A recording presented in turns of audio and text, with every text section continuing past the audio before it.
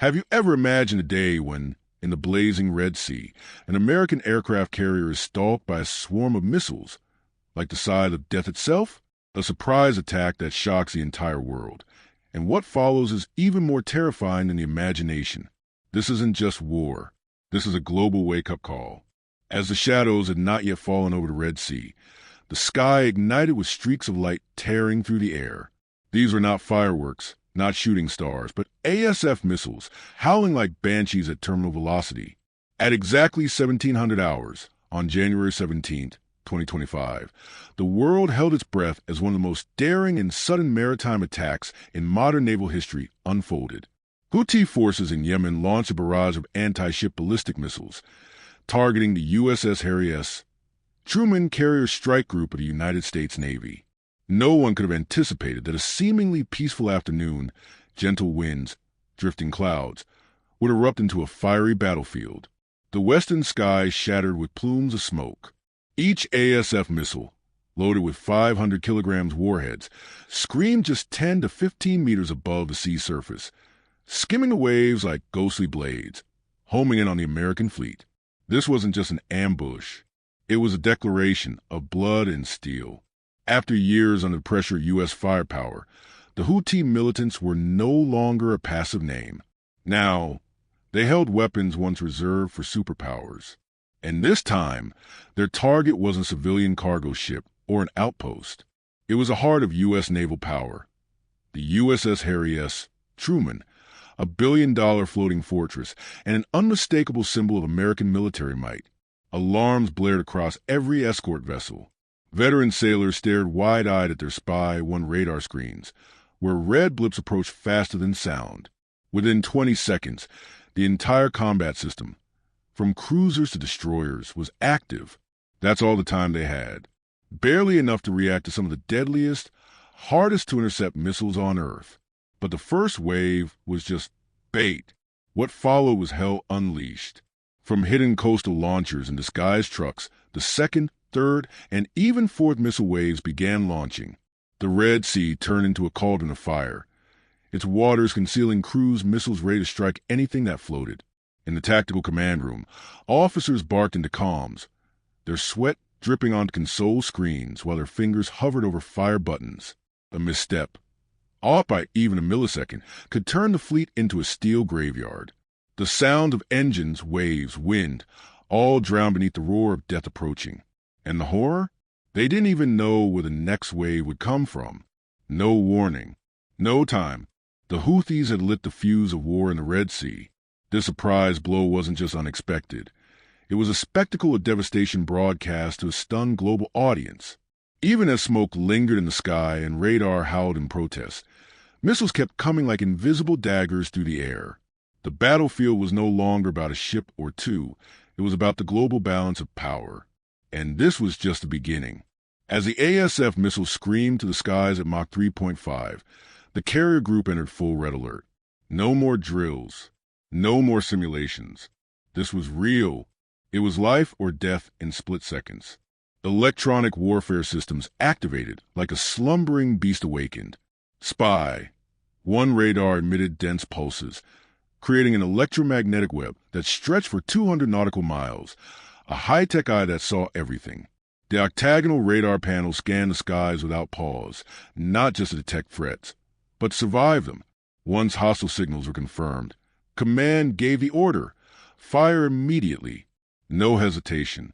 SM, 6 interceptor missiles nicknamed the Mid-Air Executioners, launched from vertical cells, streaking into the sky like razor-sharp streaks of blue and white. SMXS weren't ordinary interceptors. They were nightmares for high-speed threats, autonomous, self-guiding, deadly accurate. As their seekers locked onto ASF targets, the first explosion lit the heavens, a thunderclap at 20 meters above sea level. But it was just one missile down. Dozens more were on the way. Other U.S. vessels, USS Dewey, USS Stockdale, USS Truxtun, fired in succession, launching SM-6 after SM-6 to create a blazing shield in the sky. Each launch depleted their limited defenses. The Mk-41 VLS could hold 96 missiles, but only 30 to 40 SMXS were ready. A concentrated barrage could drain their entire arsenal. So every decision to fire had to be surgical. No misfires, no waste, no hesitation. But the Houthis weren't done. Wave 2 had opened the gate of blood. They weren't going to stop. Even as U.S. radars jammed Wave 1, Wave 2 launched anew. And then came something worse. Long-range, low-flying cruise missiles. Silent, stealthy, deadly. The ASF missiles roared like dragons. The new MR, 2 cruise missiles whispered like ghosts. Launched from coastal positions in Yemen, these Iranian-supplied weapons glided just above the sea, too low for conventional radar, designed to slither under all defenses. When U.S. radar finally detected them, there were mere seconds left. The USS Truman CIC was stunned. Red alerts flared across by one screens. At least 4 16 AMR missiles were converging from all directions, programmed to attack like a fan of knives, striking the weakest points on ship hulls. Officers shifted strategy. No more reflexive defense. This was a chess game with death. With interceptors nearly depleted, they had to think, coordinate, calculate. This was no longer a battle of firepower. It was a war of attrition. At that moment, the CEC cooperative engagement capability system kicked in, linking all ships into a single, shared nervous system. USS Stockdale saw the east. USS Truxtun fired from the west. USS Dewey covered the north. SM, 2 missiles launch in waves. Radar SPG, 62 lit targets for tracking, guiding each interceptor with deadly precision. Some missiles were struck midair, erupting into fireballs raining into the sea. But not all were stopped. 2 MR missiles broke through the wall. The USS Stockdale became the final shield. Out of SM-2s, the captain made the call. Activate the CIWS. 6-barrel phalanx guns, rotating at insane speed, opened fire. 4,500 rounds per minute shredded the night. A wall of metal, vaporizing the missiles just meters from the ship. Debris rained around the hull. Red-hot fragments hissed in the sea. Victory at a terrifying cost. Sailors looked around, stunned. They'd survived this round, but no one could sleep tonight. And just beyond the horizon, new missile tubes were opening. The darkness wasn't done yet.